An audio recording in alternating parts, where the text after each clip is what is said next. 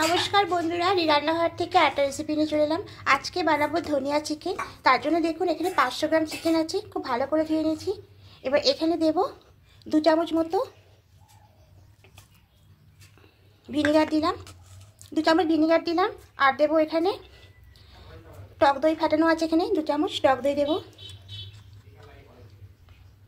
আর সামান্য একটু সর্ষে তেল দেবো। এবার দিয়ে খুব ভালো করে এটাকে মেখে ম্যারিনেট করে মোটামুটি 20 মিনিট পর্যন্ত রেখে দেবো।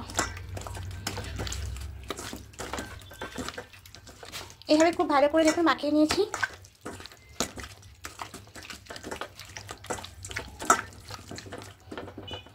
এবার এটা ঢাকা দিয়ে 20 মিনিট রেখে দেবো।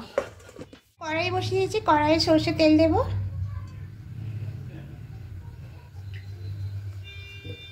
এবার তেলটা খুব ভালো করে গরম করে নেব। আর এদিকে দেখুন আলুগুলো কেটে রেখেছি এইভাবে পিস করে। আমি নতুন আলু দিয়ে রান্নাটা বানাচ্ছি, আর আলু ছাড়াও এটা করা যাবে। তা প্রথমে আলুগুলোকে একটু হালকা লাল লাল করে ভেজে নেব।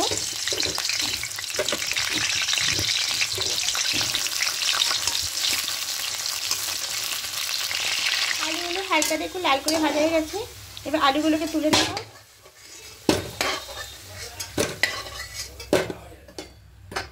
এবার এই তেলে গোটা গরম মশলা দেবো, 4টে লবঙ্গ, 2টো দারুচিনি স্টিক, আর 3টে এলাচ, আর অল্প একটু জিরে। এবার এখানে দেবো পেঁয়াজ কুচি।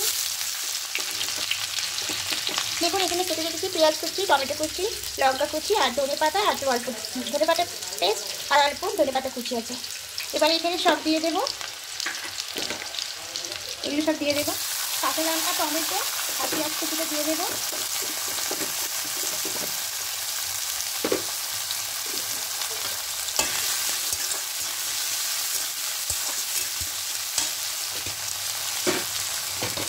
এবার এখানে পরিমাণ মতো লবণটা অ্যাড করে দেবো, তাহলে টমেটো পেঁয়াজটা খুব তাড়াতাড়ি নরম হয়ে গিয়ে সেদ্ধ হয়ে যাবে।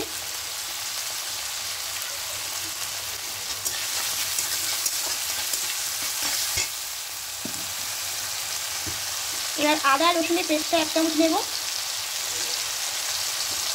এবার খুব ভালো করে একটু কষিয়ে নেব। আদা রসুন পেস্ট আর পেঁয়াজ আর টমেটোর যতক্ষণ পর্যন্ত গলে যাচ্ছে ততক্ষণ পর্যন্ত করে নেবো, আর কাঁচা গন্ধটা চলে যাবে। খুব ভালো করে কষিয়ে নিয়েছি, কাঁচা গন্ধটা চলে গেছে আদা রসুনের, আর পেঁয়াজটা দিয়ে অনেকটা নরম হয়ে গেছে।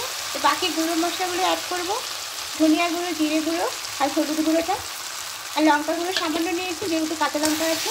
আপনার ঝালটা বুঝলে দেবেন, যেমন ঝাল খেতে পছন্দ করে পরিমাণটা একটু বাড়িয়ে দেবেন। এবার খুব ভালো করে দেখুন মশলার সঙ্গে সব কিছু কষিয়ে নিয়েছি। এবার এখানে ম্যারিনেট করা চিকেনটা এবার এখানে দিয়ে দেবো। এই সব কিছু একসঙ্গে খুব ভালো করে একটু মিনিট 2 মিনিট কষিয়ে নেব।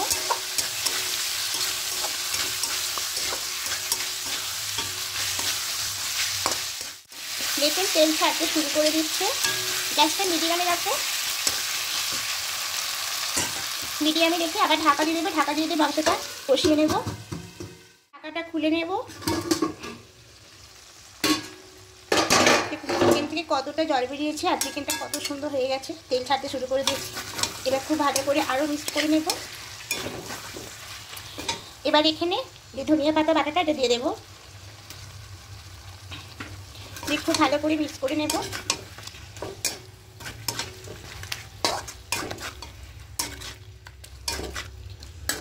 যেহেতু আলুগুলো সেদ্ধ হবে তাই এখানে ভাজা আলুগুলোকে দিয়ে দেবো। এই গ্যাসের ফ্লেমটাকে বাড়িয়ে দেবো, দিয়ে এবার সব কিছু খুব ভালো করে কষতে থাকবো। আরও মিনিট 2-3 খুব ভালো করে কষবো।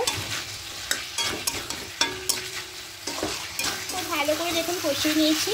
এবার এখানে সামান্য একটু চিনি অ্যাড করবো, যেহেতু এখানে টক দই, ভিনিগার আর টমেটো দেওয়া আছে তাই একটু চিনি দিতে হবে, এর স্বাদটা খুব সুন্দর হবে। তা দিয়ে দিলাম, দিয়ে আরও ভালো করে একটু কষিয়ে নেব।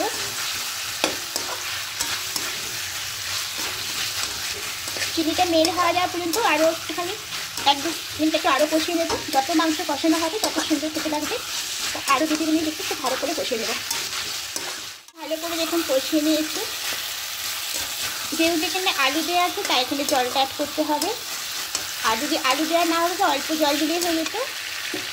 এবার ম্যারিনেট করা গামলার মধ্যে জলটা প্রথমে দিয়ে দেবো।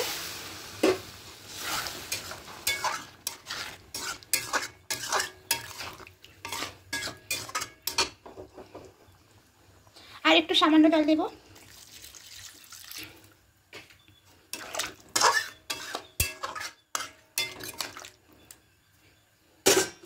এবার ঢাকা দিয়ে মিনিট 10 রেখে দেব।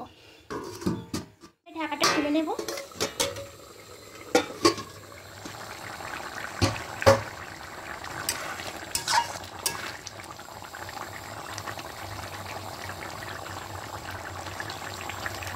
আলুগুলো আর একটু সেদ্ধ হবে। এবার এরকম অবস্থায় আরও কিছুক্ষণ রেখে দেবো।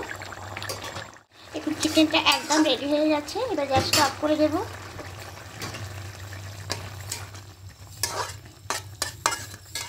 আলু ছাড়াও আপনারা শুধু গ্রেভি বানাতে পারেন।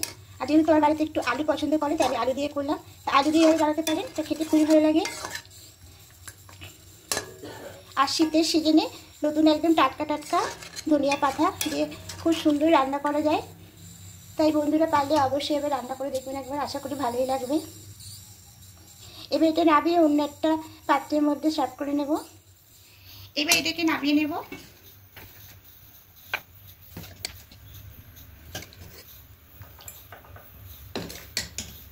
তার শীতের সিজনে অবশ্যই বন্ধুরা একবার এভাবে ধনিয়া চিকেন বানিয়ে দেখবেন, আশা করি খেতে খুব ভালো লাগবে। আর ভালো লাগলে অবশ্যই কমেন্টে জানাবেন। আর নতুন বন্ধুরা যারা দেখছেন অবশ্যই সাবস্ক্রাইব করবেন। আমি আরও নতুন নতুন রেসিপি নিয়ে আসবো সামনে।